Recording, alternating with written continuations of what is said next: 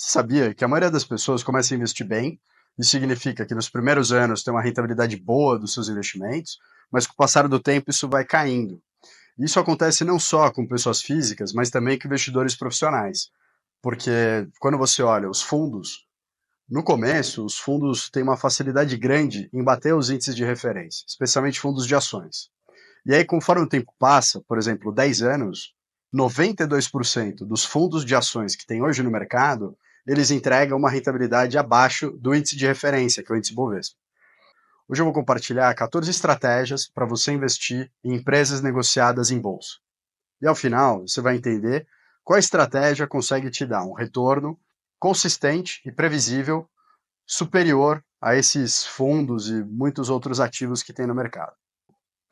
Essa história dos investimentos me lembra muito a pesquisa do Dunning-Kruger. Em 99, eles publicaram um artigo mostrando que as pessoas costumam superestimar suas próprias capacidades.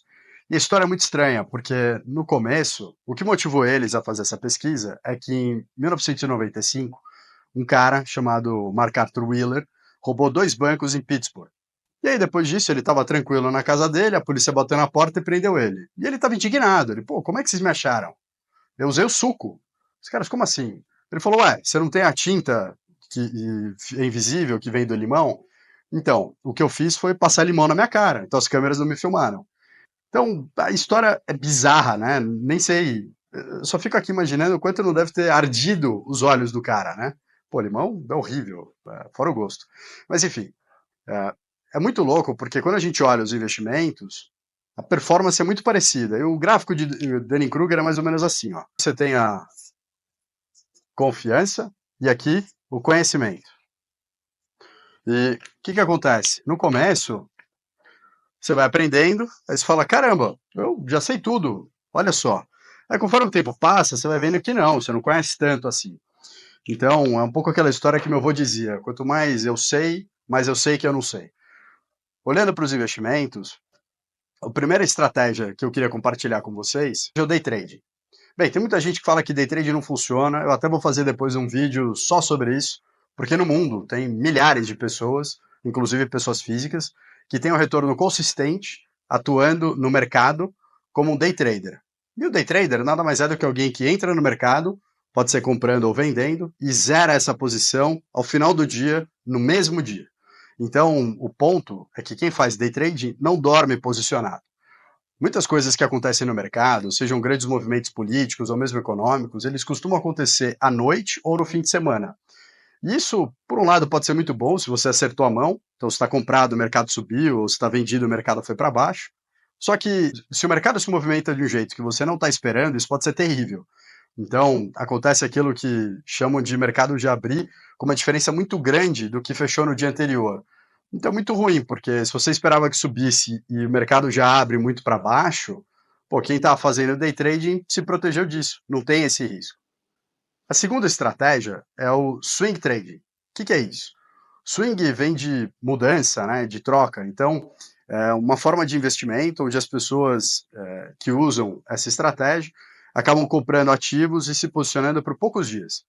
Então, muitas vezes acabam sendo de 3 a 21 dias, ou mesmo de um mês para o outro, mas costumam ser prazos menores, se beneficiando de movimentações rápidas do mercado. Então, você teria uma empresa que está com bons fundamentos, está num momento interessante para você se posicionar nela, o investidor entra, compra ações, e aí depois, com o movimento de mercado a favor, ele realiza com ganho, até mesmo se for na contramão, tem ali um controle de risco e liquida essa posição. A terceira forma é a arbitragem, onde você usa a diferença de preço entre determinadas ações do mercado para ganhar dinheiro. Por exemplo, você tem ali uma empresa com ações ONPN negociadas em bolsa. E aí essas ações têm um histórico de diferença de preço de 1,5 vez. Então, quando você vê que isso daí diminuiu, você compra uma e vende a outra. Você compra a que está barata e você vende a que está mais cara.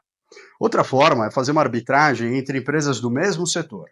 Então, você tem uma empresa que tradicionalmente é maior, fatura mais e por conta disso gera um lucro substancialmente maior, e aí por algum motivo ela se desvalorizou um pouco. A dinâmica daquele setor permanece a mesma, e aí você pode comprar essa ação e vender a outra que está mais cara. e aí com isso, conforme o mercado se movimentar, aí você vai ganhar dinheiro. Não importa se elas subiram ou desceram juntas, mas a questão toda é a diferença de preço entre elas. A quarta forma é o termo. O que é isso? Uma operação a termo é uma operação onde você compra as ações hoje e você vai pagar depois. Geralmente são em prazos de 3, 6, 9, 12 meses, às vezes pode chegar até 18. Dá para fazer alguma coisa no meio disso e não tem problema nenhum. É até melhor para quem te prestou o dinheiro. Por quê? Quando você pega o dinheiro, ele chega para você abaixo da curva de juros. Então, se você for ver hoje no site da B3, você vai ter a tal. Mais simples seria ver a curva do DI. Então, você vai ter lá a curva do DI que, vamos dizer, está mais ou menos assim. Pronto. Então, o que acontece? Você vai fazer ali uma operação a termo por um prazo de 3 meses. E você vai pegar dinheiro emprestado não na curva, nem acima, você vai pegar um pouco abaixo. Pô, como é que funciona isso? Quem está te emprestando dinheiro está esperando que você tenha sucesso na sua operação, então você vai comprar as ações a R$ 18 hoje, aí você vai pagar essa taxa de juros, então o custo vai ajustar um pouquinho, vai para R$ 19, só para dar um exemplo fácil, e aí a ação foi subindo, subindo, subindo e bateu 22. Aí você realiza. No que você realiza, você vai pagar para quem te emprestou a diferença. E o que essa pessoa ganha? Ela vai receber essa taxa de juros que estava abaixo da curva.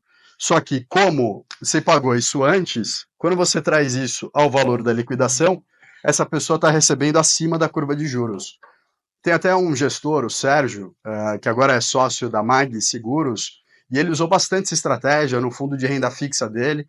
É uma estratégia bem sucedida, que consegue entregar um resultado consistente, e é bem interessante. Até se você tiver a oportunidade de ser o credor nessas operações a termo, ou quem empresta o dinheiro, isso seria bem vantajoso, porque o risco que você tem é zero. Quem garante a contraparte é a B3. Eu sei que talvez eu tenha detalhado demais, dá para falar só sobre essa operação num outro vídeo, mas eu queria dar para vocês todo um contexto de como é que funciona essa estratégia número 4. Então vamos para a estratégia número 5. É o quê? Carteira recomendada. Como é que funciona isso?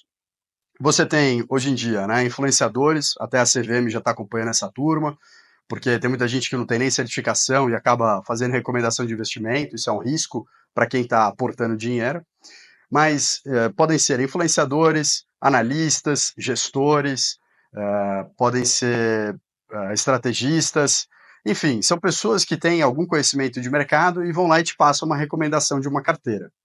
Essas carteiras podem ter uma mudança diária, como é o caso do Leandro na Guide, ou também podem ser carteiras que têm uma mudança semanal ou mensal. Mensal é o mais comum que você encontra hoje em dia nas corretoras de valores. A vantagem é que você se beneficia do conhecimento e a capacidade de análise desse profissional. Então você não precisa dedicar tempo, dinheiro, energia para ver o que está acontecendo no mercado, simplesmente vem a recomendação e você troca a sua carteira. Até já tem corretoras, como acho que a XP e o Santander, estão oferecendo soluções que te permitem acompanhar essas carteiras sem ter que se preocupar com a compra e venda. Eles fazem ali trocas automáticas.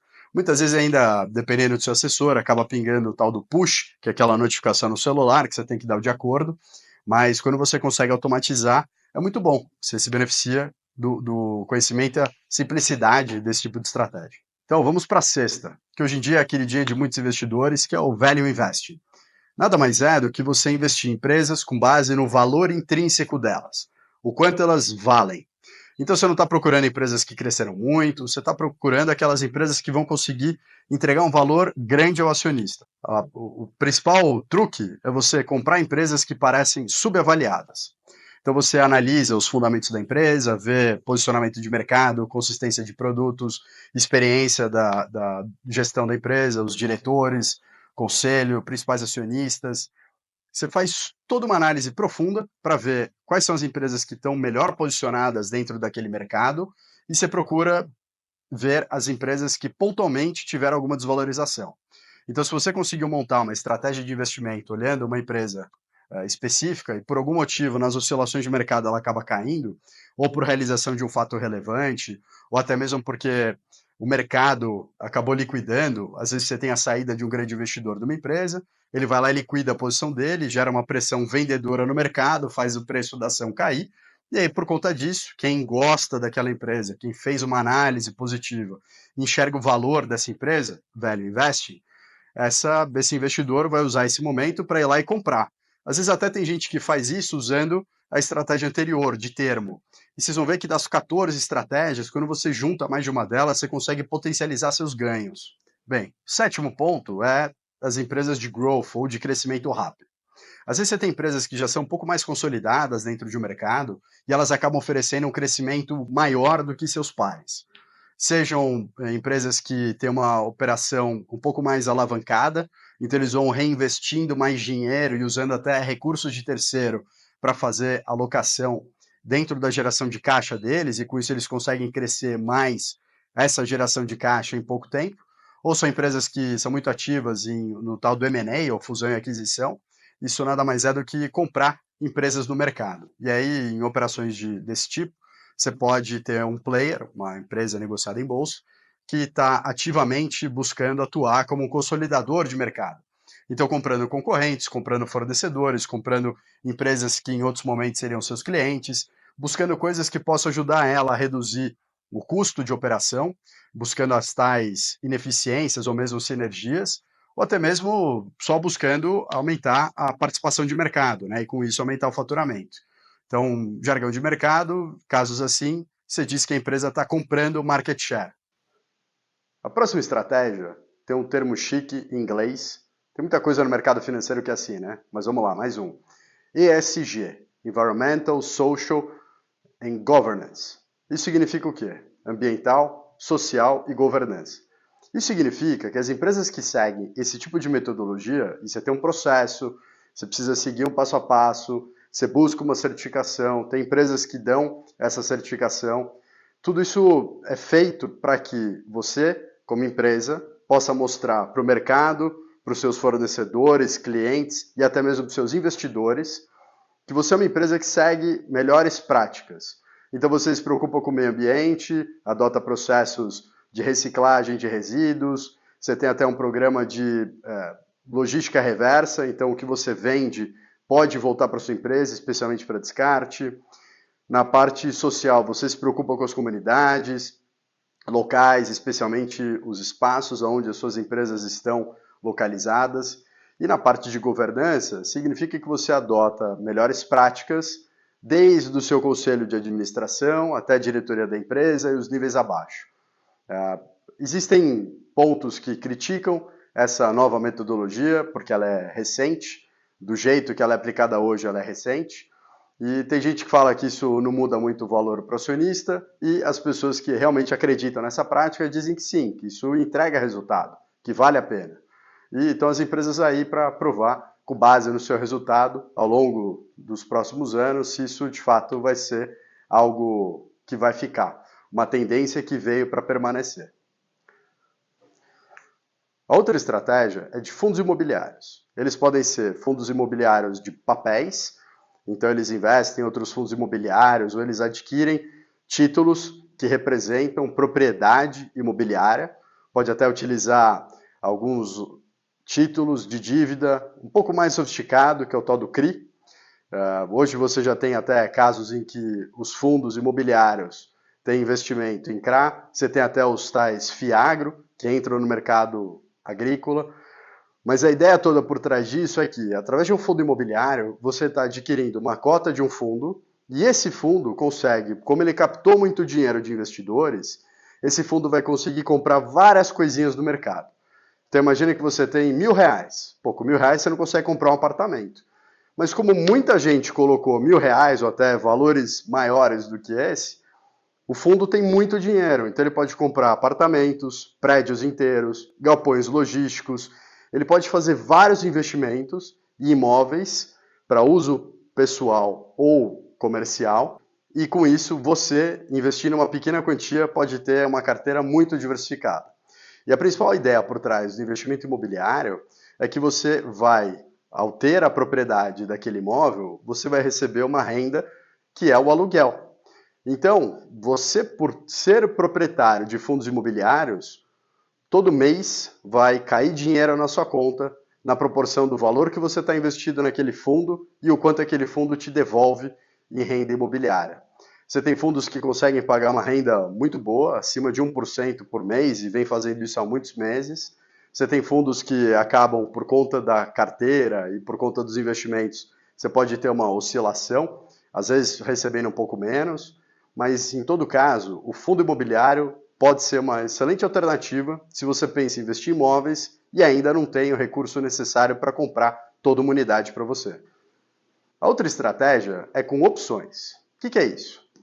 No mercado financeiro, você tem as propriedades de empresas, a menor parte que te dá a propriedade de uma empresa é a ação.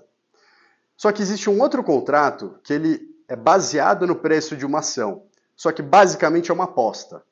Então você pode apostar que o valor dessa empresa vai subir, ou você pode apostar que o valor dessa empresa vai descer. Em cada um desses tipos de aposta, você tem gente que está entrando para ver se vai dar certo, e você tem o outro lado que, olha, se der certo eu me comprometo a fazer isso acontecer.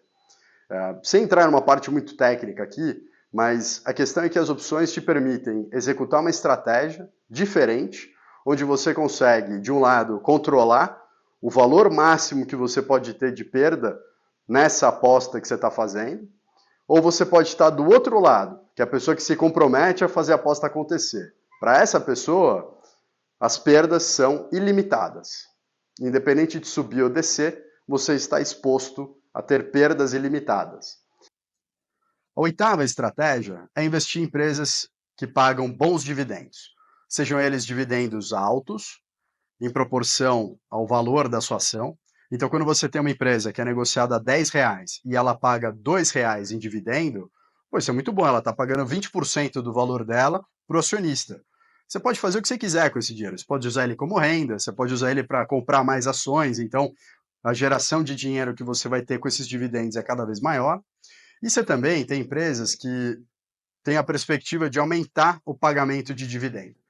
Então, são empresas que hoje estão pagando, por exemplo, 50 centavos, tem esse valor de os mesmos R$ 10, elas pagam 50 centavos de dividendo, e a perspectiva é que no próximo exercício eles anunciam o aumento desse dividendo, porque a empresa tem muita geração de caixa, não tem como utilizar todo esse dinheiro, e aí o que ela vai fazer é distribuir isso de volta para o acionista. Então, quiçá, essa empresa que hoje paga 50 centavos pode passar a pagar R$ 2. Então, isso já seria um belo gatilho para fazer uma valorização da ação. Então, o preço do papel, né, o preço da ação já deveria subir, mas além disso, o valor que você vai receber também compensa. Então, isso é uma estratégia bem interessante. A estratégia número 11 é investir em startup early stage. Essas startups geralmente não têm ações negociadas na bolsa ainda.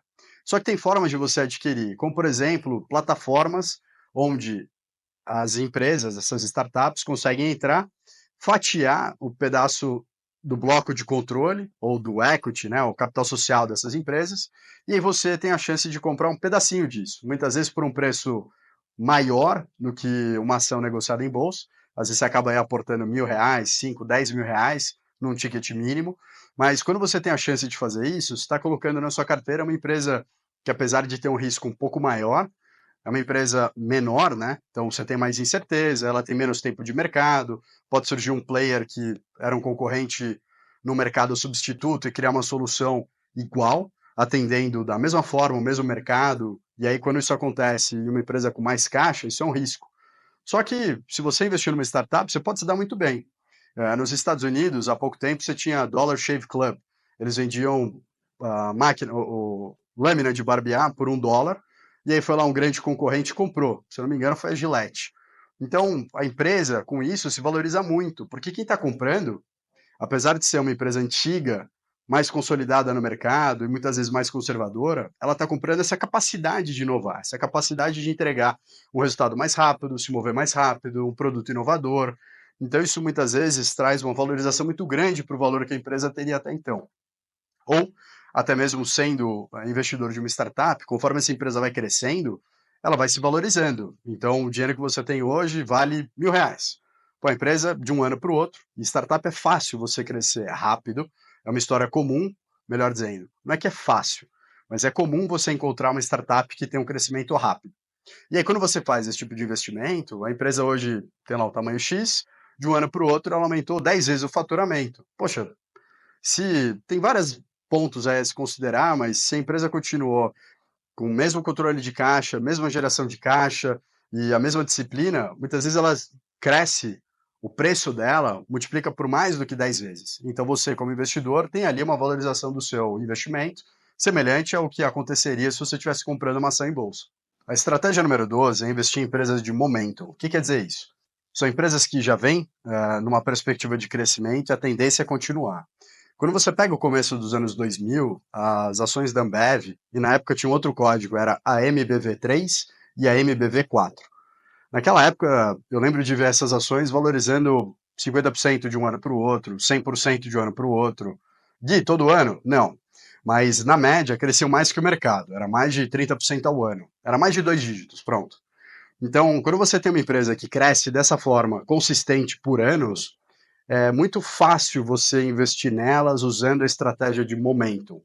Tem outras variáveis que você deveria considerar para investir, mas basicamente é isso. São ações que estão se valorizando e você simplesmente entra nelas aproveitando ou esperando que elas continuem nessa perspectiva. Então você toma carona numa coisa que a empresa já está fazendo. Né? Mas por último, queria compartilhar com vocês a estratégia número 14, que para mim é a minha favorita, é a forma mais segura que você tem de investir, porque antes de você colocar o dinheiro, você já tem uma perspectiva previsível de quanto vai render o seu dinheiro. E eu estou falando de ETF. Quando a gente faz investimento em ETF atrelado a um índice de ações, como por exemplo o índice Bovespa, é incrível, porque os ETFs eles têm uma taxa de administração muito baixa, e até no mercado brasileiro foram surgindo mais ETFs atrelados ao índice Bovespa. Isso é bom porque foi reduzindo a taxa de administração e melhorando as práticas. Então você pega hoje, por exemplo, o BOVA11, que é um índice bem conhecido, ele tem uma taxa de administração muito baixa, a gente está falando aí de menos de 0,5%, e ele faz o reinvestimento dos dividendos. Então você não precisa nem se preocupar em receber o dividendo para comprar mais ações, o fundo já faz tudo isso. E ele tem uma capacidade de seguir o índice Bovespa muito próximo. Até dependendo da foto que você tira, ele consegue ter uma rentabilidade pontual, mas maior do que o índice Bovespa. E aí, você que esperou até aqui, queria compartilhar com você uma estratégia bônus. Sabe aquela beldade Gisele Bündchen? Além de ser uma belíssima modelo, muito sucesso, uma das carreiras mais longevas em toda a indústria da moda, ela é um ícone nos investimentos. Olha isso. A Gisele Bündchen tem de fato uma empresa, uma equipe, dando suporte a ela. Isso significa que quando ela assina um contrato, ela não vai só fazer a campanha, ela vai analisar aquela empresa. Já teve casos em que ela pediu os números da empresa até para analisar se a empresa estava indo bem, crescendo, lucrando, porque quando ela está entrando numa campanha, ela está associando a marca dela, especialmente a imagem dela, com a marca da empresa. E vou imaginar que você tem a Gisele Bündchen, tendo todo o sucesso que ela teve, sempre em ascensão, e do outro lado você tem uma empresa que dá golpe por aí, está envolvida num esquema de pirâmide. Isso seria terrível. Então, para evitar esse tipo de coisa, ela de fato se dá ao trabalho de analisar as empresas, entender qual é o modelo de negócio, o que elas estão fazendo, se tem algum risco de imagem associado àquela atividade, ou até mesmo algum risco específico daquela empresa. Ela é tão eficiente que em 2007 houve um jornalista, o Fred Fold. Ele é um jornalista do New York Times que publicou um artigo onde ele mostrava que as empresas nas quais a Gisele Bündchen entrava como garota propaganda costumavam ter uma valorização de 15% nos 3 meses subsequentes ao anúncio. Pô, isso é incrível, né? Imagina, você tem uma empresa, você vê que a Gisele Bündchen está entrando como garota propaganda, se você já possui aquela ação, entre e compra mais, porque ela provavelmente vai se valorizar no curto prazo. Então, quando você vê por aí a Gisele Bündchen entrando como garota propaganda em uma outra marca, se prepara porque ela vai valorizar. Você tem casos semelhantes ao que aconteceu até recentemente, quando ela entrou como garota propaganda do banco C6. Muitas outras coisas aconteceram em paralelo. O banco C6 recebeu investimento, ele foi uma empresa investida pelo JP Morgan, mas independente de tudo isso, a cara dela estava lá. Agora é muito difícil você conseguir vincular causa e consequência. Provavelmente as mentes brilhantes nas empresas que tomam a decisão de contratar a Gisele como garota propaganda, provavelmente eles já estão tomando várias outras boas decisões que vão fazer com que aquela empresa se valorize ainda mais. E aí, curtiu? Deixa um like, segue e compartilha.